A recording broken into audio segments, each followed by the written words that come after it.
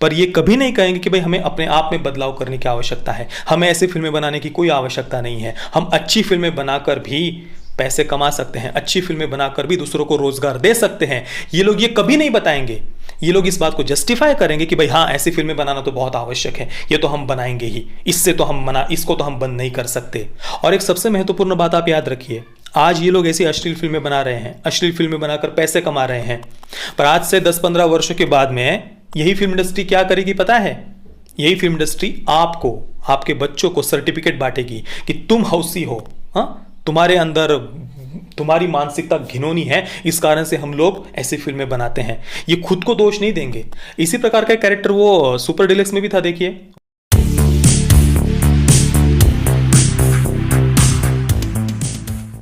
ओम नारायण नारायण नारायण नारायण, रामकृष्ण हरि।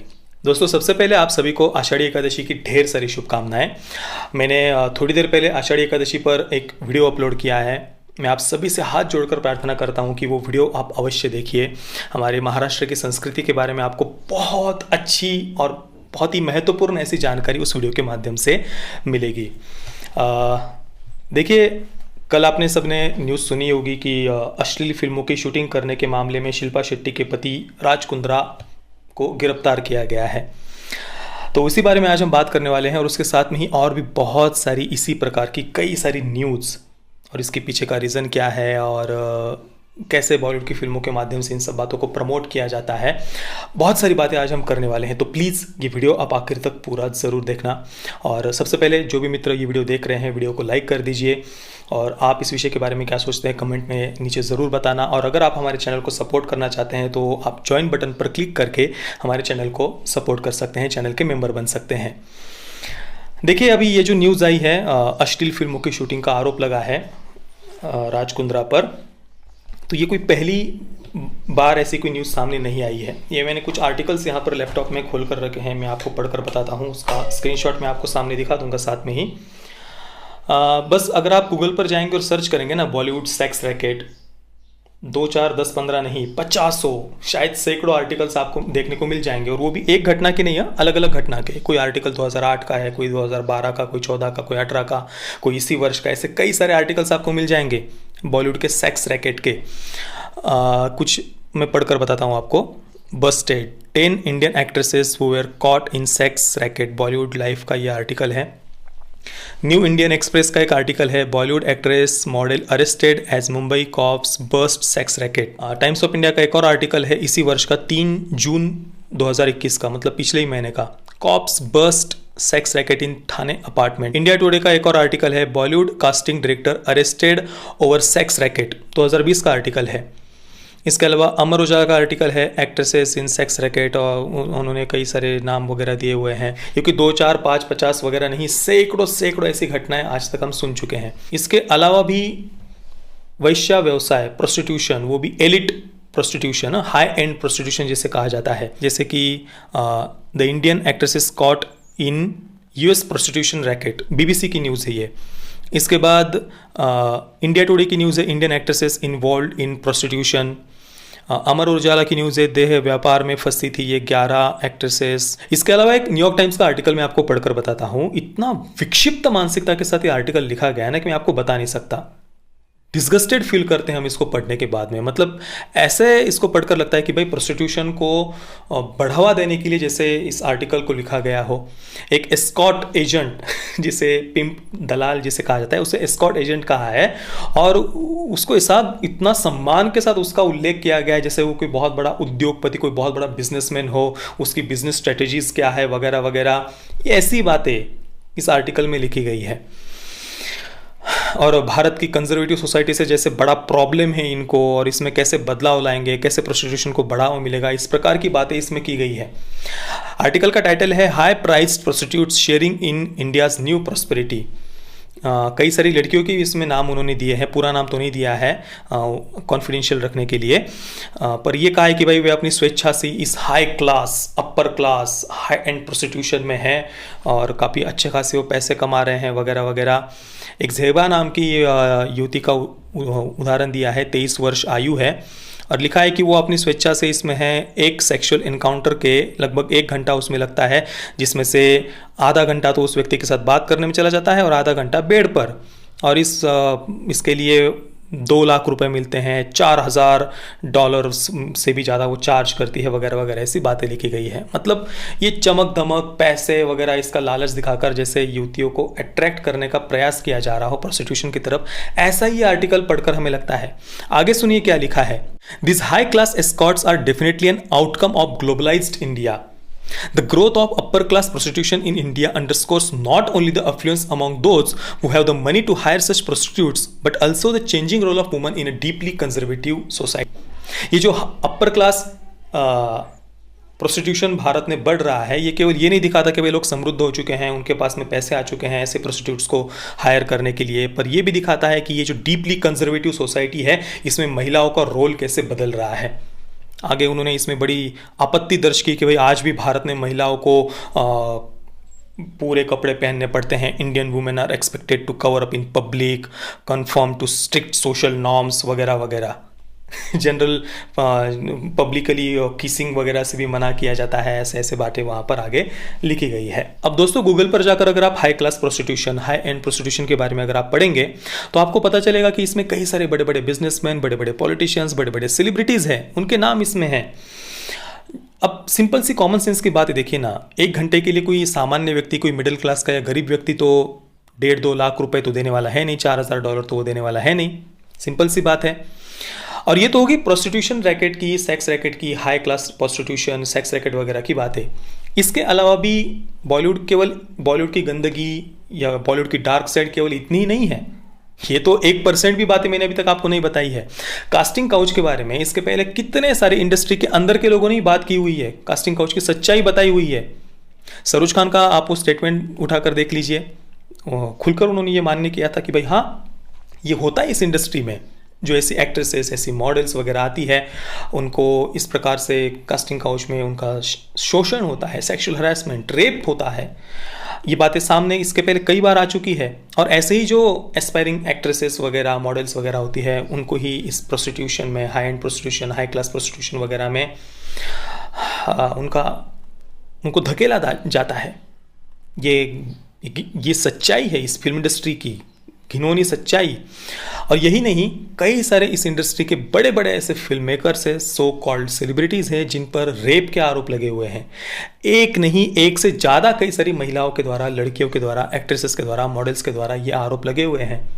साजिद खान पर तो ऐसे ऐसे आरोप लगे हैं जिसके बारे में हम कल्पना भी नहीं कर सकते। इसके यही नहीं, विकास बहल का उदाहरण लीजिए, उस पर भी 1 से ज़्यादा लड़कियों के द्वारा रेप का आरोप लगाया गया है, सेक्सुअल हरासमेंट का आरोप लगाया गया है। क्या हुआ?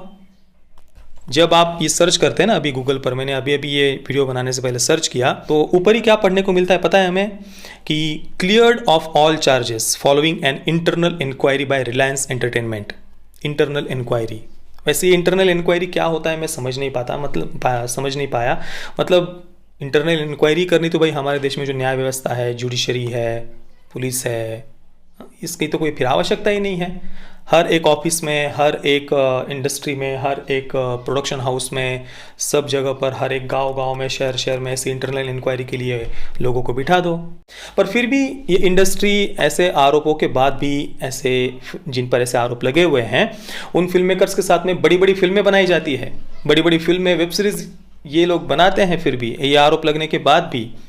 और फिर ये सो कॉल्ड, ये बॉलीवुड के ये जो so called film makers, so called celebrities वगैरह है, ये हमारे संतों पर आरोप लगाते हैं।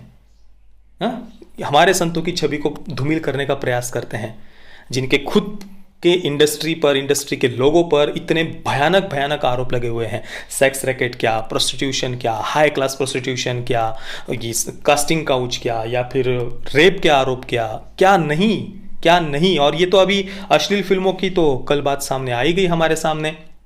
और ये तो चलो दोस्तों, अश्लील फिल्मों को ये तो राज कुंद्रा पर आरोप लगा है शूट करने का, पर ऐसे भी, इससे भी भयानक मानसिकता वाले फिल्म मेकर हमने देखे हुए हैं ना, जिन्होंने ऐसी शॉर्ट फिल्म्स बनाई हुई है कि भाई मेरी बेटी सनी लियोनी बनना चाहती, राज कुंद्रा ने तो ये अश्लील फिल्में शूट की, पर जिसने ऐसी शॉर्ट फिल्म बनाई थी 3-4 वर्ष पहले, ये मेरी बेटी सनी लियोनी बनना चाहती है, ऐसे फिल्म मेकर्स तो हमारे देश की युवतियों को, लड़कियों को वो प्रोत्साहन दे रहे हैं और ऐसे वैश्य व्यवसाय में जाने के लिए या फिर पॉर्न इंडस्ट्री में जाने के लिए, अडल्ट फिल्म इंडस्ट्री में जाने के लिए उनको और प्रोत्साहित कर रहे हैं। उनके सामने ग्लैमराइज किया जा रहा है इस प्रोफेशन को, पॉर्न फिल्म इंडस्ट्री को, अडल्ट फिल्म इंडस्ट्री को बढ़ावा दिया जा रहा है और ज़्यादा युवतियों के सामने इसको ग्लोरीफाई किया जा रहा है।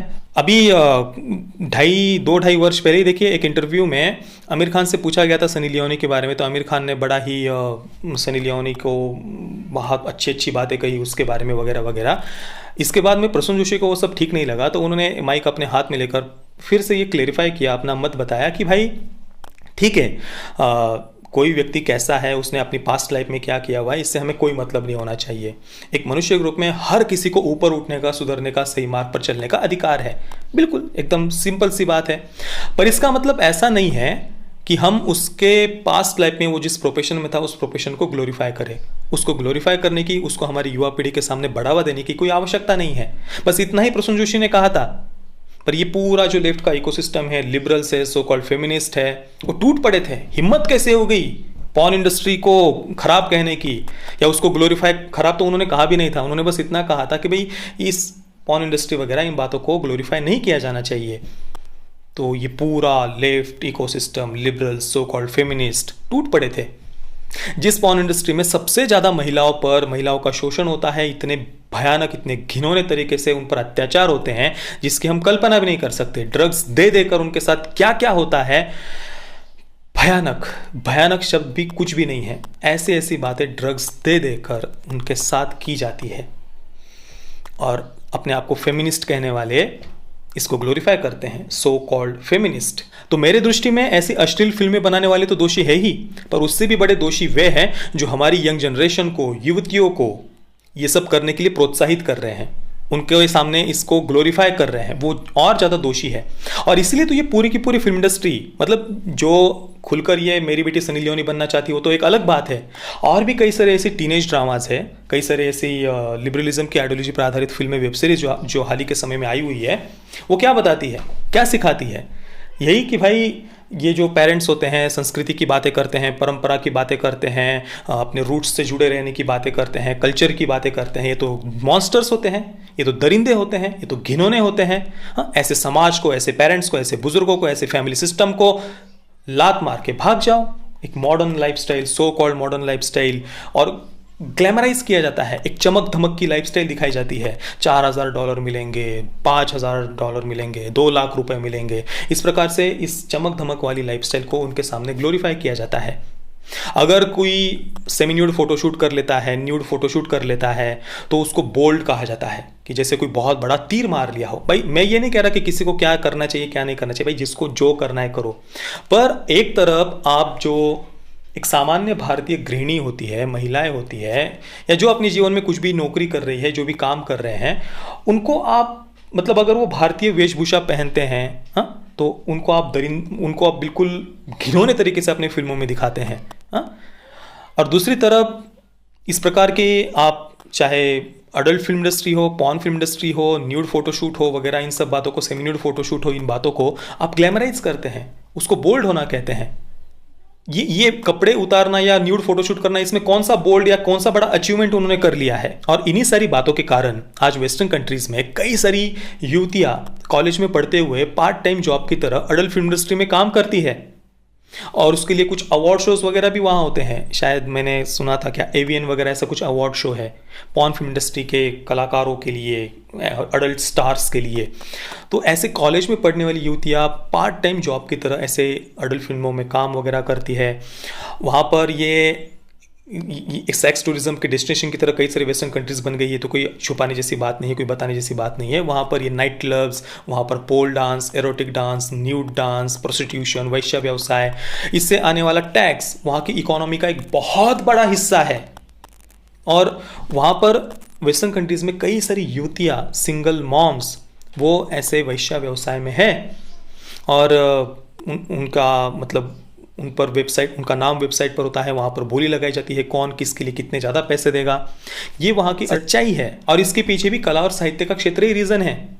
आज से 40-50 वर्ष पहले वेस्टर्न कंट्रीज में इसी प्रकार से फिल्मों के माध्यम से, साहित्य के माध्यम से वहाँ की जो यंग जनरेशन है उनका ब्रेन वॉश किया गया था कि भाई ये जो फैमिली होती है, पेरेंट्स होते हैं, फैमिली वैल्यूज़ होते हैं, मॉरल वैल्यूज़ होते हैं, नैतिक मूल्य होते हैं, ये सब घिनौनी बातें होती है, ये संयम सदाचार वगैरह घिनौनी बातें होती है। अपने मन के अनुसार जियो, जो मन में आए वो करो, इच्छाओं को दबाओ मत, खुलकर जियो, खुलकर जियो, खुलकर जियो। और इसी कारण से आज धीरे धीरे धीरे इन बातों का जो बार बार फिल्मों के माध्यम से, साहित्य के माध्यम से वहाँ पर बताया गया, इसका परिणाम आज हम वेस्टर्न कंट्रीज में देख रहे हैं। वहाँ पर आज युवतियाँ, कई सारी युवतियाँ पार्ट टाइम जॉब की तरफ पॉर्न फिल्म इंडस्ट्री में काम करना, प्रोस्टिट्यूशन, वैश्य व्यवसाय, उसके परिणाम आज हम वहाँ देख रहे हैं। इसलिए जो भी मित्र ये वीडियो देख रहे हैं, मैं आप सबसे हाथ जोड़कर प्रार्थना करूंगा कि ये जो फिल्मों में आपको ये जो चमक धमक दिखती है ना, ये स्टार्स, एक्टर्स, एक्ट्रेसेस वगैरह, ये इतने बड़े इनके बॉडी का शेप होता है, बड़े सुंदर दिखते हैं, इनकी इस चमक धमक के पीछे की भयावह सच्चाई हम नहीं जानते हैं। इसको आप समझिए। इस चमक धमक के पीछे, बाहरी इस दिखावे के पीछे आप मत जाइए। और एक सबसे महत्वपूर्ण बात आप याद रखिए, आज ये लोग ऐसी अश्लील फिल्में बना रहे हैं, अश्लील फिल्में बनाकर पैसे कमा रहे हैं, पर आज से 10-15 वर्षों के बाद में यही फिल्म इंडस्ट्री क्या करेगी पता है? यही फिल्म इंडस्ट्री आपको, आपके बच्चों को सर्टिफिकेट बांटेगी कि तुम हौसी हो, हाँ, तुम्हारे अंदर, तुम्हारी मानसिकता घिनौनी है, इस कारण से हम लोग ऐसी फिल्में बनाते हैं। ये खुद को दोष नहीं देंगे, खुद की फिल्म इंडस्ट्री को दोष नहीं देंगे, खुद की घिनौनी मानसिकता को दोष नहीं देंगे। ये आपको, हमको, हमारी अगली जनरेशन को आज से 20-25 वर्ष के बाद ऐसी फिल्में बनाएंगे, उसके माध्यम से सर्टिफिकेट देंगे। अभी वो ऋचा चड्ढा की फिल्म आई थी, देखिए क्या नाम, मैं तो नाम भी भूल गया, शकीला शायद, ऐसे किसी अडल्ट एक्ट्रेस के जीवन पर वो आधारित थी। उस फिल्म में भी उन्होंने क्या बताया था कि भाई ये तो समाज की घिनौनी मानसिकता थी, इस कारण से ऐसी फिल्में बनाई जाती थी। और दूसरी तरफ उसी फिल्म में ये भी बताया गया है कि जो लोग उसका विरोध कर रहे थे ना, उस ऐसी फिल्मों का, उनको मॉन्स्टर की तरह दिखाया गया है कि भाई ये तो फासिस्ट है, ये तो इंटॉलरेंट है, देखो देखो कैसे ये कितने कितने क्रूर है, कितने हिंसक है ये लोग। इस प्रकार से उनको भी दोष देंगे जो लोग ऐसी फिल्मों का विरोध करते हैं। उनको conservative, regressive, Orthodox, intolerant, fascist दिखाएंगे। और दूसरी तरफ समाज को सर्टिफिकेट भी बांटेंगे कि भाई ये समाज है, इस कारण से हम ऐसी फिल्में बनाते हैं, पर खुद का आत्मावलोकन नहीं करेंगे कि हम ऐसी फिल्में क्यों बना रहे हैं। ऐसी फिल्मों से भी ज़्यादा फैमिली वैल्यूज़ को बढ़ावा देने वाली जो फिल्में होती है, जिनके साथ एक आम व्यक्ति कनेक्ट हो सकता है, ऐसी फिल्में और ज़्यादा पैसे कमाती है, पर वो तो तुम्हें बनाना नहीं है। खुद ऐसी फिल्में जिसमें ज़्यादा कुछ मेहनत लगती नहीं है, खुद ऐसी फिल्में बनाकर आप लोग पैसे कमाते, ये लोग पैसे कमाते हैं, और फिर कुछ 10-15 वर्षों के बाद में खुद ये लोग समाज को सर्टिफिकेट बांटते हैं। खुद को दोष नहीं देंगे, फिल्म इंडस्ट्री को दोष नहीं देंगे, आर्ट एंड लिटरेचर के क्षेत्र को दोष नहीं देंगे कि इन्होंने क्या किया है, इन्होंने युवा पीढ़ी के साथ क्या किया है। इसी प्रकार का कैरेक्टर वो सुपर डिलक्स में भी था। देख, वहां पर एक माँ का पात्र दिखाया है जो पहले ऐसी प्रकार की अडल्ट फिल्मों में काम करती थी। तो ये बात जब उसके बेटे को पता चलती है तो वो गुस्सा हो जाता है, चाकू लेकर अपनी माँ को मारने के लिए निकल पड़ता है, पर जाते जाते हड़बड़ी में वो खुद चाकू पर गिर जाता है, गहरा घाव उसे लगता है। तो वो माँ अपने बेटे को लेकर हॉस्पिटल जाती है, उसका पूरा ध्यान रखती है, चिंता करती है वहाँ पर उसकी। तो माँ की ममता को एक तरफ दिखाया गया है, और उस माँ की ममता की आड़ में उन्होंने समाज की घिनौनी मानसिकता को दिखाने का प्रयास किया कि देखो देखो ये समाज कितनी घिनौनी मानसिकता का है, खुद ऐसी फिल्में देखता है और फिर खुद ही उन एक्ट्रेसेस को, उन फिल्मों को दोष देता है। हमारा क्या दोष है, हम तो ऐसी फिल्में बनाते हैं, हमारा क्या दोष है। ये खुद को दोष नहीं देंगे, खुद की फिल्म इंडस्ट्री को दोष नहीं देंगे कि क्यों आप ऐसे रोल्स इन महिलाओं से करवाते हैं, क्यों आप इन युवतियों को इस प्रकार से अपने ही रूट्स से, अपने ही परंपराओं से, अपने ही संस्कारों से इनको दूर करते हो, उनको भड़काते हो, उनको ब्रेन वॉश करते हो। और दूसरी तरफ इनको सो कॉल्ड ये ग्लैमर दिखाकर, सो कॉल्ड ये इस प्रकार की लाइफस्टाइल दिखाकर उनको आप उस तरफ खींचते हो, और उन्हें रोल देने के नाम पर, इस प्रकार के काम देने के नाम पर आप उनसे आप ऐसी फिल्में करवाते हो। तो खुद को तो एक्सपोज करेंगे नहीं, खुद की मानसिकता को एक्सपोज करेंगे नहीं, पर समाज को सर्टिफिकेट बांटेंगे, और उसके लिए फिर माँ की ममता का तक ये उपयोग करते हैं। माँ की ममता को दिखाने की आड़ में फिर ये समाज की घिनौनी मानसिकता को दिखाते हैं। और एक बार मैं फिर से कह रहा हूँ, पहले कोई महिला कौन सा काम करती थी, वो किस व्यवसाय में थी, इसका कोई महत्व नहीं है भाई। हमारे महाराष्ट्र में भगवान विट्ठल के मंदिर में कान्होपात्रा जी का दर्शन हमें पहले करना पड़ता है जब हम भगवान विट्ठल का दर्शन करने के लिए जाते हैं। कान्होपात्रा जी कौन थी? एक वैश्या की, एक गणिका की वो बेटी थी, पर भगवान की भक्ति ने भगवान की भक्ति इतनी महान थी उनकी, इतनी प्रेमा भक्ति थी उनकी भगवान विट्ठल के प्रति कि आज भगवान विट्ठल के दर्शन करने से पहले महाराष्ट्र में कान्होपात्रा जी को प्रणाम किया जाता है। तो पहले कोई किस प्रोफेशन में था मैं उसको बिल्कुल भी दोष नहीं दे रहा, मैं तो उनको दोष दे ही नहीं रहा। मैं तो उल्टा ये कह रहा हूं कि ऐसी जो युवतियां होती है, लड़कियां होती है, महिलाएं होती है, तो इस फिल्म इंडस्ट्री की मानसिकता की शिकार है उल्टा। उनको जानबूझकर इस प्रकार की ग्लैमर, पैसे वगैरह दिखाकर ये लोग अपने फायदे के लिए ये सब करते हैं। ये बड़े so called celebrities, so called film makers, और ऊपर से फिर यही लोग दूसरों को सर्टिफिकेट्स बांटेंगे, समाज को सर्टिफिकेट बांटेंगे, पर ये कभी नहीं कहेंगे कि भाई हमें अपने आप में बदलाव करने की आवश्यकता है, हमें ऐसी फिल्में बनाने की कोई आवश्यकता नहीं है, हम अच्छी फिल्में बनाकर भी पैसे कमा सकते हैं, अच्छी फिल्में बनाकर भी दूसरों को रोजगार दे सकते हैं। ये लोग ये कभी नहीं बताएंगे। ये लोग इस बात को जस्टिफाई करेंगे कि भाई हाँ, ऐसी फिल्में बनाना तो बहुत आवश्यक है, ये तो हम बनाएंगे ही, इससे तो हम इसको तो हम बंद नहीं कर सकते। क्या क्या लॉजिक है इन बातों का? देखिए दोस्तों, कहने के लिए तो बहुत कुछ है और इस विषय को तो 10, 15, 20 मिनट में तो कंप्लीट किया भी नहीं जा सकता, पर मैंने अपनी तरफ से जो कुछ भी मैं कहना चाहता था उसे संक्षेप में आपके सामने रखने का प्रयास किया है। वैसे संक्षेप में नहीं, वीडियो थोड़ा सा बड़ा हो गया है, माफ़ी चाहता हूँ, मैंने आपका काफ़ी समय लिया, पर फिर भी अगर आपको ये वीडियो पसंद आया हो तो वीडियो को लाइक करिए, शेयर करिए अपने मित्रों के साथ में, और आपको मैंने जो बातें कही उसके बारे में आप क्या सोचते हैं मुझे आप नीचे कमेंट में ज़रूर बताना। जय श्री राम, वंदे मातरम।